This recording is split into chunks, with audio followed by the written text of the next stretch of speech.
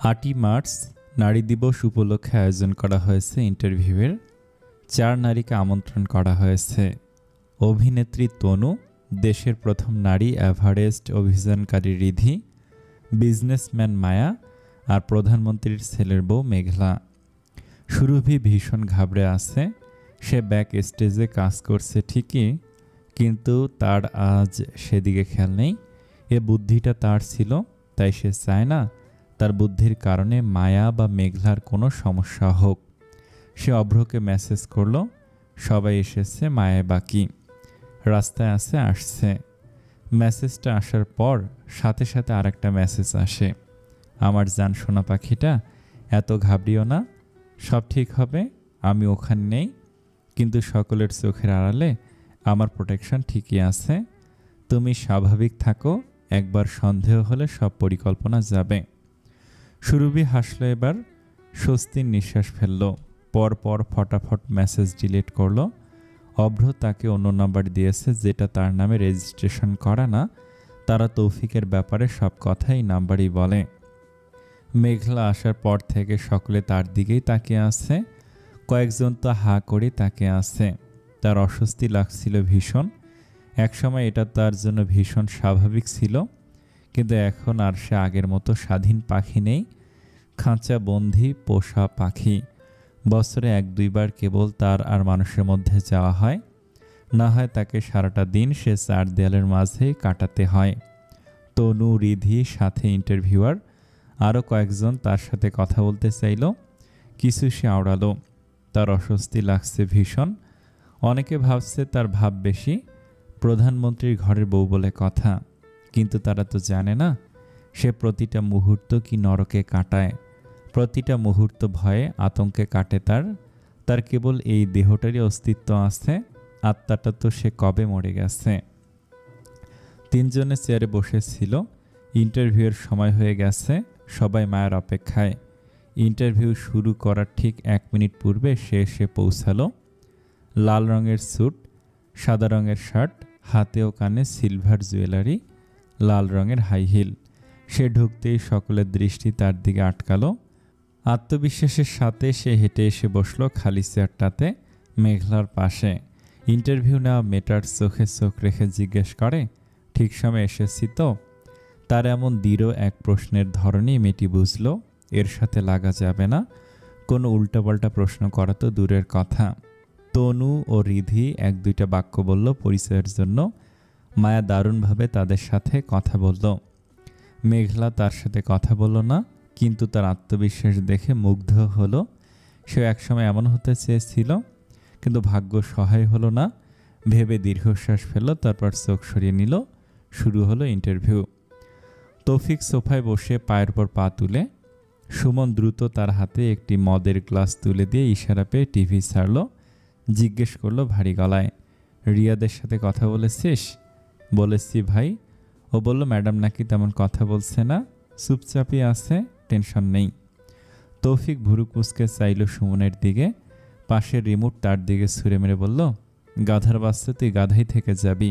ওকে তো সেখানে পাঠিয়েছি কথা বলে আমার গুণগান গাওয়ার জন্য, কথা না বললে ওখানে পাঠিয়ে লাভ কি হলো আমার? ওই চ্যানেলে লাগা শালা। তারপর এক বিশ্রী গালি দিয়ে দিল। সুমন কিছুই বলল না, চুপচাপ আদেশ মানল। তৌফিক টিভির দিকে তাকিয়েছিল। ইন্টারভিউয়ার একটি প্রশ্ন করায় সকলে উত্তর দিচ্ছিল। মেঘলা তেমন উত্তর দিল না, ছোট করে কিছু বলল। তৌফিকের রাগে মাথা টনটন করে ওঠে। সে বিরক্তি ভঙ্গিতে মদের গ্লাসটা মুখের কাছে নিতে যাবে, আর টিভির স্ক্রিনে একটি মেয়েকে দেখতে পায়।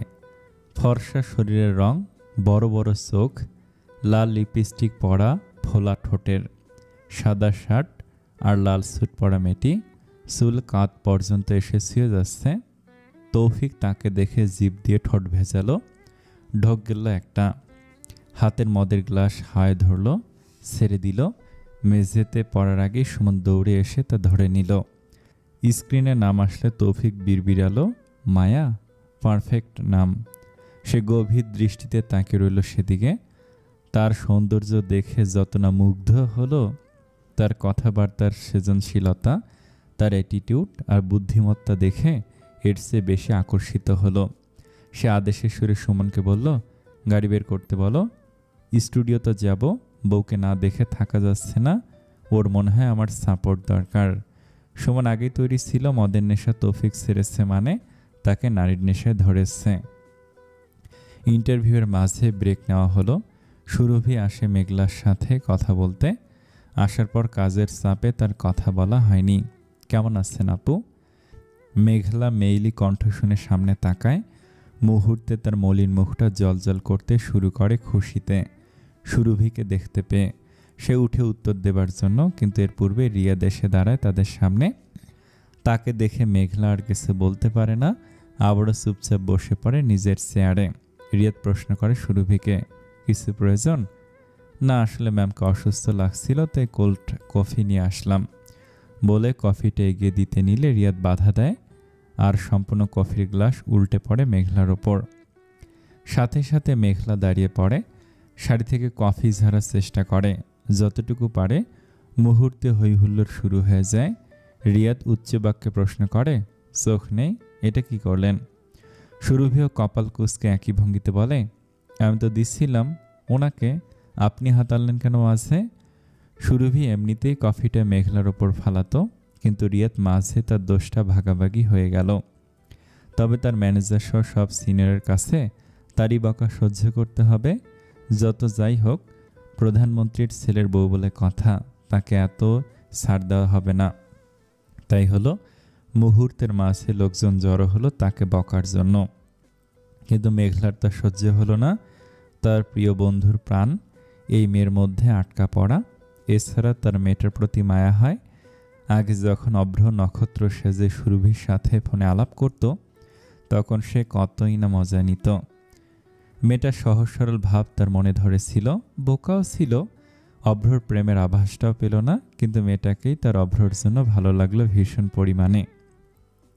অভ্র ও গগন সবসময় তার রক্ষা করেছে, গগন প্রেমিকের মতো আর অভ্র ভাইয়ের মতো। তার আপন ছোট ভাই থাকা থেকে না থাকাটাই ভালো। সে কেবল অভ্রকেই তার ভাই মানে। আপন ভাই, রক্তের সম্পর্ক তো নেই, কি হয়েছে? তার সে প্রিয় ভাইয়ের জান যে মেয়ের মাঝে, তাকে কষ্ট পেতে সে কিভাবে দেখে। তাই সে দৌড়ে প্রথম জোর গলায় বলল, হয়েছে, এখানে এত কিছু হয়নি যে ওকে বকতে হবে। শাড়িটা গাঢ় কালার, তাই কিছু বোঝা যাবে না। সুরভি সুযোগের সদ্ব্যবহার করলো, আসেন ম্যাম, আপনাকে ওয়াশরুমে নিয়ে যাই। মেঘলা এগুলো, কিন্তু রিয়াদ সুরভিকে সাথে দিতে দিল না। অন্য ছেলে নিয়ে লেডিস ওয়াশরুম দেখে এলো। পেছনে এলো গার্ডরাও। মেঘলা ভেতরে ঢুকলো, রিয়াদরা বাইরে দাঁড়িয়ে রইল পাহারা দিতে। পিছনে এলো মায়া, সে ওয়াশরুমে ঢুকতে নিবে, আর রিয়াদ বাধা দিল, ম্যাম ভেতরে আছে। তো মায়া চোখ গরম করে তাকালো, আবার বলল, আপনার ম্যাম শাড়ি পরিষ্কার করছে। আপনাদের কাণ্ডে আমারও স্যুটে কফি পড়েছে, আমারও পরিষ্কার করার প্রয়োজন, রাস্তা ছাড়ুন। এমন কঠিন কণ্ঠে সে দমে যে সরে দাঁড়ালো, কিন্তু দরজা খোলার পর হাত দিয়ে দাঁড়িয়ে রইল। তা দেখে মায়া বলল, আপনি লেডিস ওয়াশরুমে যাবেন? রিয়াদ সাথে সাথে থতমত খেয়ে সরে দাঁড়ালো। মায়া ভেতরে ঢুকে দেখে মেঘলার শাড়ি পানি দিয়ে পরিষ্কার করছে। সেও মেঘলার পাশে দাঁড়িয়ে বেসিন ছাড়ল, যেন তাদের কথা শব্দ বাহিরে না যায়। মেঘলার দিকে তাকিয়ে বলল, আমি মায়া, তোমার সাথে কথা আছে। মেঘলা তার দিকে তাকে চোখ নামিয়ে নিল, উত্তর দিল না। তৌফিককে নিয়ে। মায়ের কথা সে শুনল, কিন্তু ঘাবড়ে গেল তৌফিকের নামে। মুহূর্তে কাঁচুমাচু হয়ে গেল। সে বলল, আমার শরীর ভালো লাগছে না, পরে কথা বলবো বলে সে যেতে নিলে মায়া তার কোণই ধরে সাথে সাথে বলে দেয়, অভ্র আমাকে পাঠিয়েছে।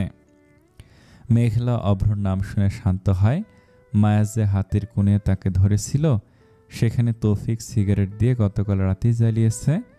ফুল স্লিপ পড়ায় কিছুই বোঝা যাচ্ছিল না, কিন্তু অভ্রর নাম শুনে সে ব্যথাটুকু ভুলে গেল। ঠোঁটে হাসি আঁকলো, চোখে পানি নিয়ে তাকালো মায়ের দিকে। অভ্র কেমন আছে ও? সুরভিকে জিজ্ঞেস করার সময় পেলাম না। মায়া খুব গভীর গলায় বলল, বেশি সময় হাতে নেই, তাই সরাসরি বলি। অভ্র আমাকে পাঠিয়েছে কথা জিজ্ঞেস করার জন্য। তৌফিক কি প্রতি বুধবার নাসরিন নিবাসে যায়? কথাটি শুনে মেঘলার ওপর যেন বজ্রপাত পড়ল এমন ভাব করল। সে চোখ বড় বড় করে কাঁপতে শুরু করে, চোখে মুখে ভয় স্পষ্ট। মায়ার তার জন্য খারাপ লাগলো ভীষণ। মেয়েটা তার বয়সী হবে বা একটু বড়, এই বয়সে তার কি অবস্থা? এতটুকু প্রশ্ন শুনে কাঁপা শুরু করে দিয়েছে। তাহলে নিশ্চয়ই কোনো বড়সড় ট্রমায় আছে মেয়েটি। কেমন অত্যাচার হলে সে এতটা ভীতু হতে পারে? মায়া এবার তার স্বভাব নম্র করল।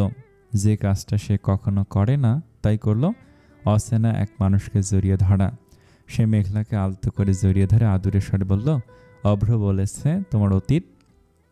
আমি জানি অনেক কাছের একজন মানুষ হারিয়ে গেছে তোমার কাছ থেকে, কিন্তু অভ্র নিজে সবটা দিয়ে চেষ্টা করছে তোমাকে মুক্তি দেবার। চিন্তা করো না, তুমি জলদি ছাড়া পাবে, ফিরে যাবে তোমার বন্ধু, তোমার পরিবারের কাছে। মেঘলা কাঁপা কাঁপা গলায় বলল, সে পরিবারই আমাকে বিক্রি করেছে, ফেরার জায়গা নেই। মায়া চমকালো, দেবার মতো উত্তর পেল না বেশ খানিকক্ষণ। এই কষ্টটা সে কিছুটা হলে বোঝে, তার পরিবারের কাছেও তো সে মূল্যহীন। সে মেঘলাকে ছেড়ে তার দিকে তাকালো, বলল, নিজের জায়গা নিজে করে নিতে হয় এই পৃথিবীতে। মেঘলা চোখ নামিয়ে রাখলো, কাঁপা কাঁপা গলায় বলল, সে সময় চলে গেছে অনেক আগেই, সাথে আমার ইচ্ছাটাও। এখন এই নরকে মানিয়ে নেওয়া শিখে গেছি। গভীর নিঃশ্বাস ফেলে মেঘলা থেমে আবার তাকায় মায়ের দিকে। কিন্তু আমি চাই না অন্য কোনো মেয়ে এই নরকে থাকুক, তাদের পরিবার অন্তত তাদের অপেক্ষায় আছে। মায়া কথাটা ধরতে পারল না, মানে?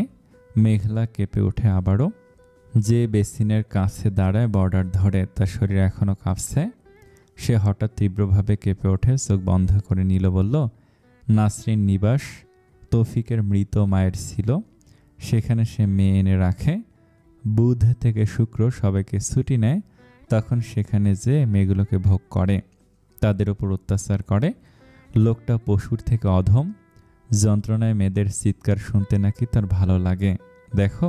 মেঘলা তার একটা হাতের স্লিপ কোনি পর্যন্ত মুড়িয়ে দেখালো।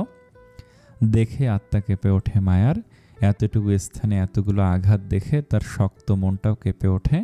কোথাও কালো হয়ে আছে, আবার পাশে চামড়া, এমনকি মাংস ওঠানো, আবার পোড়ার দাগও। মায়া আতঙ্কে চোখ সরিয়ে নিল। কাউকে নিজের আঘাত দেখাতে পেরে কেমন কান্না আসছে মেঘলার। তার মনের কথা এত বছরে সে কাউকে বলছে, তাও এক অচেনা মেয়েকে। এতে তার হৃদয়ের ব্যথা কি একাংশ কমল? তবে তার চোখ দিয়ে পানি এইবার বইই পড়ল। নিজের স্ত্রীর এই অবস্থা করলে সে মেয়েগুলোর কথা ভাবো। প্রতিবার সেখান থেকে এসে আমাকে বলে কাকে কিভাবে শুয়েছিল, ব্যথা দিয়েছিল, মেরেছিল, কি জঘন্য। এমনকি কয়েকজন তো সহ্য করতে না পেরে মরেই যায়। যারা বেঁচে থাকে তাদের নিজের চাহিদা শেষে বিক্রি করে দেয় অন্য দেখে। নারী পাচারের ব্যবসা করে? মায়ের প্রশ্ন। না হলে এত টাকা আসে কোত্থেকে? ওর বাবা দুর্নীতি করে না? এত কম করে। যে টাকা এত থাকবে, ও এসব করে নারী পাচার ব্যবসা, মাদক ব্যবসা, ইল্লিগাল ওয়েপান বাহির থেকে দেশে ঢুকানো, আর কত কি। মায়ের রাগে মাথা ফেটে যাচ্ছিল, কিন্তু এই মুহূর্তে সে নিজেকে সংযত করল। শান্ত গলায় মেঘলাকে বলল, অনেক সময় হয়ে গেছে, আমরা এখানে আছি, মুখ ধুয়ে জলদি বাইরে যাও, কান্না করবে না, যেন কেউ সন্দেহ না করে। তুমি বের হও, আমি পিছনে আসছি। মেঘলার বের হবার মতো অবস্থা ছিল না, কিন্তু না বের হয়ে উপায় নেই। তৌফিকের লোকেরা বাহিরে দাঁড়ানো আছে, তাই সে মুখ ধুয়ে নিজেকে শান্ত করে বের হতে প্রস্তুত হয়। কিন্তু দরজা খুলে বের হতেই তৌফিককে দেখে থমকে দাঁড়ায় সে। চোখে মুখে আতঙ্ক ভেসে ওঠে। তার কোমল হৃদয়খানে এতটা কেঁপে ওঠে যেন এখনই দম বন্ধ হয়ে যাবে। যদি মায়ের সাথে কথাগুলো তৌফিক শোনে, তাহলে আজ তাকে মৃত্যুর স্বাদ গ্রহণ করিয়েই ছাড়বে। দরজা খুলে বের হতেই তৌফিককে দেখে থমকে দাঁড়ায় সে। তৌফিক মেঘলার ঘাবড়ে যাওয়া দেখে ভুরু কুঁচকালো। ব্যাপার কি? তুমি এত ঘাবড়ে যাচ্ছ কেন? কি করেছো তুমি? আতঙ্কে মেঘলার কাঁপাকাঁপি শুরু হয়ে গেল। সে বরফ হয়ে গেল যেন। তার বোধ শক্তিও লোপ পেল আতঙ্কে জড়িয়ে। তৌফিক আবারও কড়া কণ্ঠে জিজ্ঞেস করে, তুমি এতক্ষণে এখানে কি করছো? আর তোমাকে না সকালে আমার প্রশংসা সব শিখিয়ে দিয়েছিলাম, স্যার পেয়ে কি পেখম গাজিয়েছে তোর? বলে সে শক্ত করে ধরে বসে মেঘলার বাহু। আজ যে সকালে তাজা আঘাত থাকায় সে ব্যথায় কুঁকড়ে ওঠে। এমন সময় দরজা খুলে বেরিয়ে এলো মায়া। তাকে দেখে তৌফিক ভাবভঙ্গি পাল্টে নেয়। ঠোঁটের কোণে হাসি এঁকে তার বাহু ছেড়ে তার গালে আলতো করে সে বলে, কফি গরম ছিল না তো জান? কোথাও লাগেনি তো? তারপর তাকায় মায়ের দিকে। মায়া তাকে দেখেও সেখান থেকে যেতে নিলে তৌফিক ডাক দেয়, মিস মায়ানা। মায়া থেমে যায়, তাকায় তৌফিকের দিকে, হাত বুকের ওপর ভাঁজ করে আলতো স্বরে বলে, আর আপনার মতো উচ্চ পদবীর লোক আমাকে কিভাবে চিনেন? মাত্র টিভিতে দেখলাম, বউকে দেখার জন্য ছেড়েছিলাম, বউ দেখি নার্ভাস, তাই চলে এলাম। কথাটা বাঁকা হাসে মায়া। তার সামনে কি নাটকটাই করছে এই জানোয়ারটা। আগের মতোই চোখে চোখ রেখে বলে, বেশ ভালো স্বামী দেখছি, চেষ্টা করি আর কি। তো আপনি? আই থিঙ্ক ইন্টারভিউ কন্টিনিউ হবে। আপনার মহান কর্মী অফিসের একজনের সাথে ঝগড়া করে অলরেডি মিসেস মেঘলার সাথে আমার কোটটাও নষ্ট করে দিয়েছে।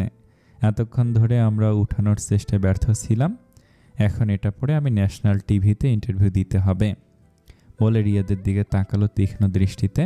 তারপর কাউকে পাত্তা না দিয়ে চলে যেতে লাগলে তৌফিক দ্রুত মেঘলার হাত ধরে তার পিছে রওনা দেয়।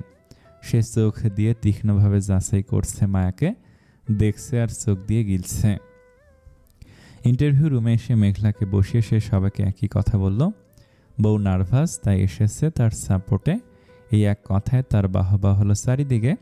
মেঘলা তখনই স্থির, মায়া কিছু বুঝতে দিল না। তৌফিককে আলাদা বসানো হলো। সে সুমনকে ডাক দিল, এই মেয়ের সব ডিটেলস আমার চাই। ওকে আমার একদিন না বহুদিনের জন্য চাই। ওকে একদিন কাছে পেলে মন ভরবে না আমার। তৌফিকের চোখে চোখ রেখে এই প্রথম কোনো মেয়ের কথা বলেছে। আমিও দেখতে চাই ওর শরীরে কত তেজ। স্যার, বেয়াদ্দপ মেয়ে মনে হয়। যেখানে আপনার কথা বলার জন্য মানুষ উতলা হয়ে থাকে, কত মাস অপেক্ষা করে, সেখানে আপনাকে পাত্তাই দিল না। তৌফিক তীক্ষ্ণ দৃষ্টিতে তাকায় সুমনের দিকে। সুমন ভয়ে চোখ নামিয়ে নিলে সে হেসে ওঠে। এ কারণেই তো মনে বেশি ধরেছে একে। তর সইছে না, একে আমার লাগবে, যেমন করেই হোক লাগবে। মেয়েটার রূপ একদম আগুন, আমি রূপ আমার নামে করতে চাই অতি জলদি। জোহান বসে আছে অন্ধকার রুমে, মেঝেতে বসা সে, হাতে তার ফোন। আজ শেষ দিন ছিল মায়ের দেয়া শর্তের। আর 2 ঘন্টা বাকি। সে কি করবে কিছু বুঝে উঠতে পারে না, তার কি করা উচিত। সে মায়াকে ছাড়া না থাকতে পারছে, না তাকে নিজের কাছে রাখতে পারছে। তার তো নিজের উপরই ভরসা নেই। জীবনের কোন মোড়ে সে মায়াকে কষ্ট দিয়ে বসে আবার। সে মেঝেতে বসেছিল, চোখ বন্ধ করে মাথাটা ঠেকায় বিছানাতে। সাথে সাথে তার চোখের সামনে মায়ের হাসিটা ভেসে ওঠে। তীব্র যন্ত্রণা বোধ করে করল নিজের হৃৎপিঞ্জরে। নিজের অজান্তে চোখ দিয়ে এক ঢাকা নোনা জল ঝরে পড়ল। সে নিজেও বুঝল না। হঠাৎ যখন চোখের সামনে মায়ের ছবি ভেসে আস্তে আস্তে অন্ধকার হয়ে গেল, সবটা তখন সে আতঙ্কে চোখ খুলে নিল। তার হৃৎপিণ্ডটা ভারী হয়ে ব্যথা করে উঠল, যেন কেউ চেপে ধরেছে। সে সাথে সাথে ফোনটা নিয়ে মায়ের ফোন নাম্বার কল করলো। না, এই মেয়েটাকে ছাড়া নিজের অস্তিত্বটা কল্পনা করতে পারছে না সে। এই মেয়েকে তার লাগবেই, না পেলে মনে হয় এই হৃদয়ের যন্ত্রণাতেই তার মৃত্যু হবে। কলটা দিতে যাবে সেই মুহূর্তে তার একটা ভাবনা এলো। সে লাইট জ্বালালো, তার বুক সেলফ থেকে ডায়েরি বের করলো। তার আগের ডায়েরিটা তা পড়তে শুরু করলো সেখানে দাঁড়িয়ে দাঁড়িয়েই। তারপর বসে পড়লো বিছানায়, তারপর মেঝেতে। সম্পূর্ণ পড়তে হলো না তার, মাথা চাপড়ে ধরলো। তারই অন্ধকার জীবনে সে কিভাবে আনবে মায়াকে। তার দোষে সে আপন সব মানুষকে কষ্ট দিয়েছে। মায়াকেও যদি কষ্ট দিয়ে ফেলে, যদি একসময় দম বন্ধ হওয়া অনুভূতি হারিয়ে যায়, তাহলে কি করবে সে? মায়ের কষ্ট তার তখন সহ্য হবে? ভাবতে পারল না সে। হাতের ফোনটা দূরে ছুঁড়ে মেরে 2 হাত দিয়ে মাথা চেপে ধরল। মাথা তার যন্ত্রণায় ফেটে যাচ্ছে, তবে তার বুকের ভেতরের যন্ত্রণার কাছে হার মানছে। এই যন্ত্রণা কিভাবে সহ্য করবে সে? মায়া বাসায় এলো রাত 10:30টায়। খুব ক্লান্ত সে। সারাদিন অফিস করে রাতে ইন্টারভিউ দিতে যাওয়া ভীষণ কষ্টের।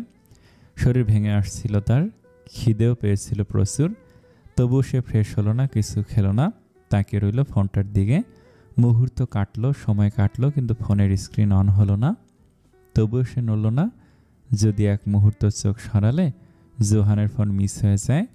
সময় ঘনিয়ে এলো, মায়ের হার্টবিট বাড়লো, ফোন এলো না। হঠাৎ ফোনটা বেজে ওঠায় সে আশান্বিত দৃষ্টিতে তাকালো ফোনের দিকে। দেখলো অ্যালার্ম বাজে। 12টা বাজে। সে অ্যালার্ম দিয়েছিল, সময় শেষ। সময় শেষ, তাও জোহানের কল এলো না। ভেবেই তার মনটা বিষাদে ভরে গেল। সে সিক্ত হয়ে এলো। সে তাকিয়ে রইল ফোনটার দিকে। আজ যে সে মেঘলাকে দেখে আফসোস করছিল, তার প্রেমিকের সাথে বোধহয় একরাশ স্বপ্ন সাজিয়েছিল সে, অপূর্ণ থেকে গেল। চেয়েও তার এক হতে পারেনি সে। আর এদিকে এক হতে পেরেও জোহান তাকে চায় না। মায়া সময়ের খুবই পাকা, কিন্তু আজ যে সে তার এই নিয়মটাও ভাঙল। কাটলো 1 ঘন্টা, 2 ঘন্টা, 3 ঘন্টা। সে বসেই রইল, শূন্য দৃষ্টিতে তাকিয়ে রইল ফোনটার দিকে। কোনো কল এলো না। এবার সে এক কঠিন সিদ্ধান্ত নিল। সে রাত 3টা বাজেই কল দিল আতিফকে। 2 দিন পর ইনারা দাঁড়িয়েছিল মায়ের বাসার সামনে। সে তার ফ্ল্যাটের সামনে যেয়ে কল দিল মায়াকে। বেশ কয়েকবার কল দেবার পর মায়া ধরল। ধরার সাথে সাথে ইনারার বাচ্চা সুলভ সুরে অভিযোগ আসলো, মায়া আপু, তুমি ওকে পাত্তা দিচ্ছ না কেন? মায়া বিস্মিত স্বরে বলল, আমি আবার তোকে পাত্তা দিইনি কবে? কতবার কল করে যাচ্ছি, কল ধরছ? মা তার বাচ্চামো অভিযোগ শুনে হাসলো। মেয়েটা মিতার থেকেও বেশি নাটকবাজ। এই কয় মাসে কত আপন হয়ে গেল মেয়েটা, আপন বোনের মতো। এটা কি রক্তের টান? বাইক চালাচ্ছিলাম, এতবার কল শুনে সেট করলাম বাইক। ভাবলাম কোনো এমার্জেন্সি। মায়া বলল, এমার্জেন্সি তো? আমি তোমার বাসার সামনে বাবুকে নিয়ে কতক্ষণ ধরে দাঁড়িয়ে আছি। তুই বাসায় এসেছিস? হ্যাঁ, খুব মন টানছিল তোমার জন্য। তার আদুরে কথা শুনে মায়ের চোখ ভিজে গেল। মিতা বাদে তার 2টা ভাই বোন আছে, কেউ তার খোঁজও নেয় না, কাজ ছাড়া কথা বলে না। এই যে সারাদিন কাজ করে একাকী থাকে, বেঁচে আছে নেই তো তা জিজ্ঞেস করে না কেউ। অথচ এই দুঃসম্পর্কে মেয়েটা তাকে কত আপন করে নিল।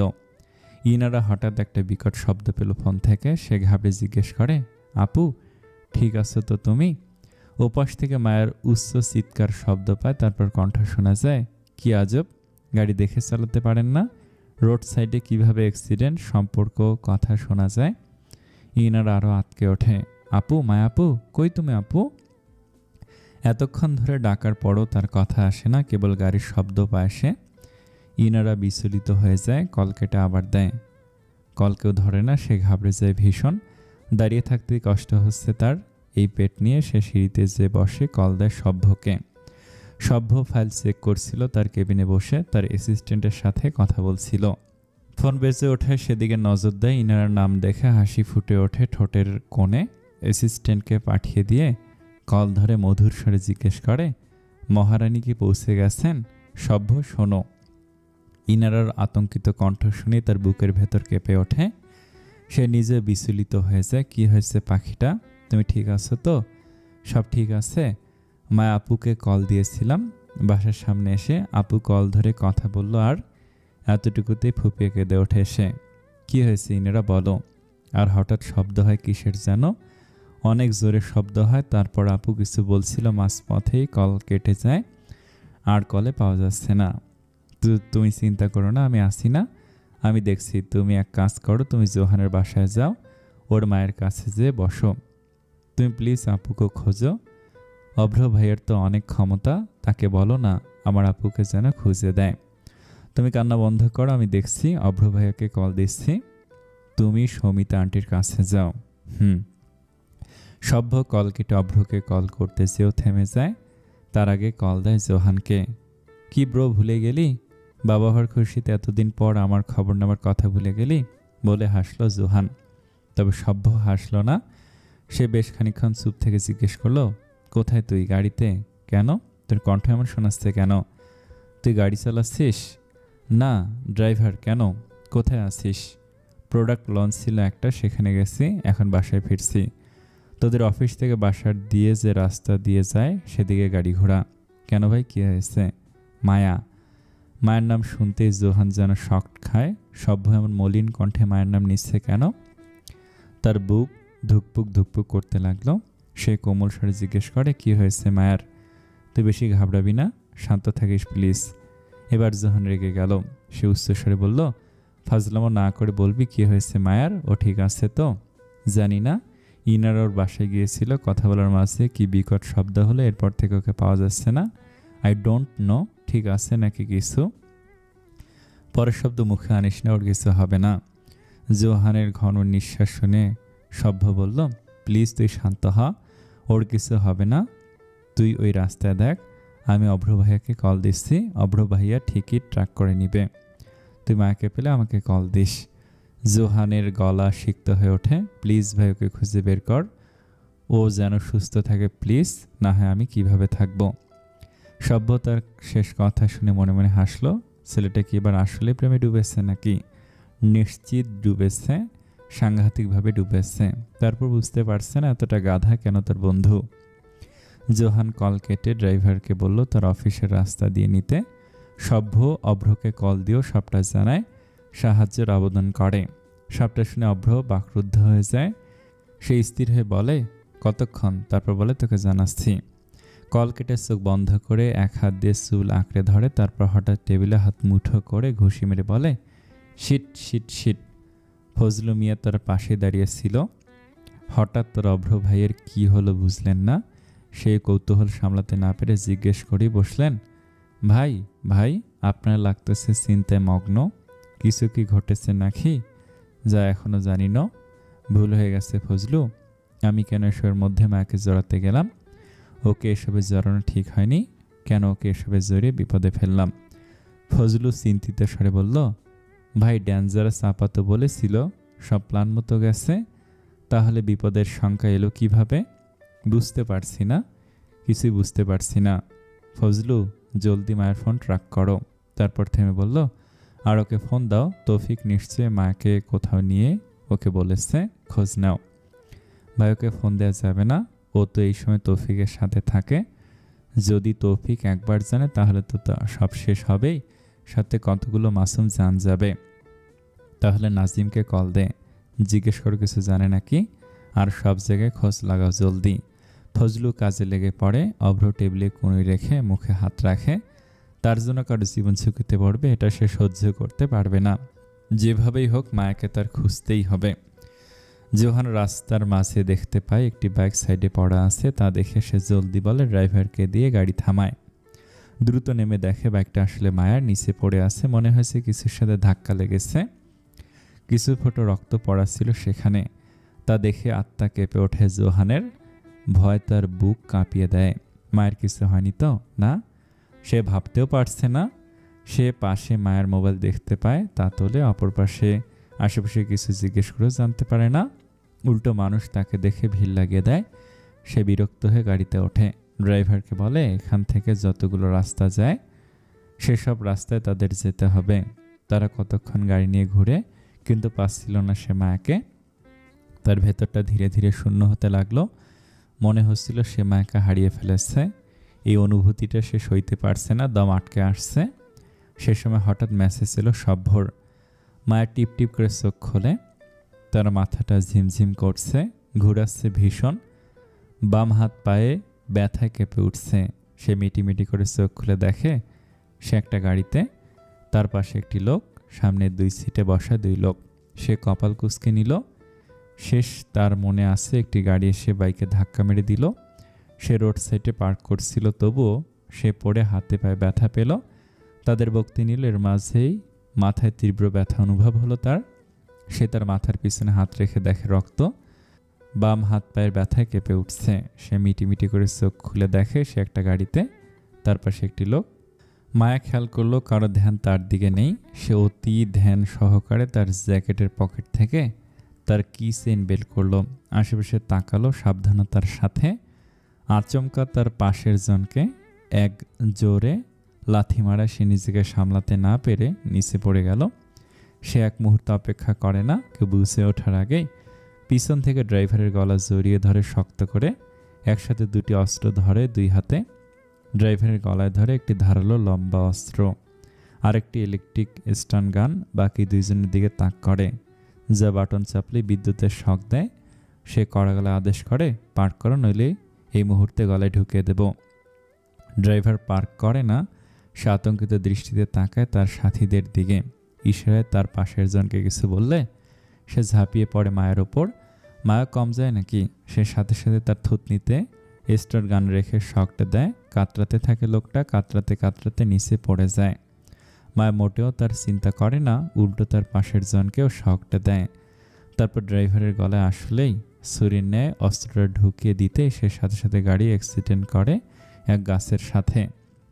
মায়া ছুরিটা বের করে তাতে রক্ত দেখে তার সাথীর জামাতে মুছে নেয়। তারপর দরজা খুলতে যেয়ে দেখে লক করা। তার হাতের অস্ত্র দিয়ে জানালার কাজ ভেঙে তাকায় লোকেদের বলে, আজ মাথা ঘুরাচ্ছে বলে সহজে ছেড়ে দিলাম, না হলে এই পৃথিবীতে জাহান্নাম দেখিয়ে আনতাম তোদের। মায়া চৌধুরী কি জিনিস তা বুঝিয়ে দিতাম। বলে জানালা দিয়ে লাফে দিয়ে বের হতে যে পায়ের ব্যথা আরও বেশি পায়। ব্যথায় চোখ মুখ কুঁচকে নেয়। বের হয়ে একটু এগোতেই দেখে তার পিছনের ড্রাইভার বাদে বাকি দুইজন আসছে। মায়া গভীর নিঃশ্বাস ফেলে, বিরক্তি চোখে মুখে স্পষ্ট। সে বিড়বিড়িয়ে বলে, বলেছিলাম ভালো লাগছে না, জান ভিক্ষা দিলাম, নিল না। সুখে থাকলে ভূতে কিলায় আর কি। সে দাঁড়িয়ে নিজের হাত পা টান করার চেষ্টা করলো। ব্যথায় চোখ বন্ধ করে নিল, মুখ চেপে ধরলো। তারপর গভীর নিঃশ্বাস ফেলে সামনে তাকালো, দেখলো পুরুষ দুটিকে। একজন সামনে এগোতে আসতেই মায়া এক পা উঁচিয়ে তাকে লাথি মারল। প্রথমে মুখে, তারপর সজোরে পেটে লাথি মারতেই সে যে পড়লো রাস্তায়। এক ইট লেগে তার মাথা ফাটলো। অন্যজন আসতেই সে হাত দিয়ে ছুরিটা ঘুরিয়ে সামনে ধরলো। মুহূর্তে লোকের মুখে দাগ বসিয়ে দিল। রক্ত বের হলো, কিন্তু লোকটা দমলো না, উল্টো মায়ের হাত ধরে বসলো। মা তাচ্ছিল্য হাসলো তার সাহস দেখে। তারপর তার পায়ে লাথি মেরে লোকটার দুহাত ধরে উঠিয়ে আছাড় মারল। তার পেট উপর হাঁটু করে লাফ দিতেই যেন লোকটার জান বেরিয়ে গেল। তার অবস্থা খারাপ করে মায়া তাকালে অন্য লোকটার দিকে। সে হা করে তাদের দেখছিল। মায়া তাকাতে পেট ধরে গঙ্গাতে শুরু করলো।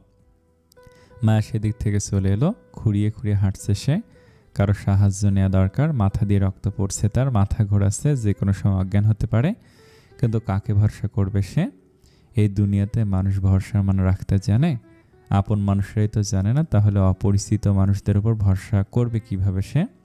তবুও সে হাঁটতে থাকলো নিজের সবটা জোর দিয়ে।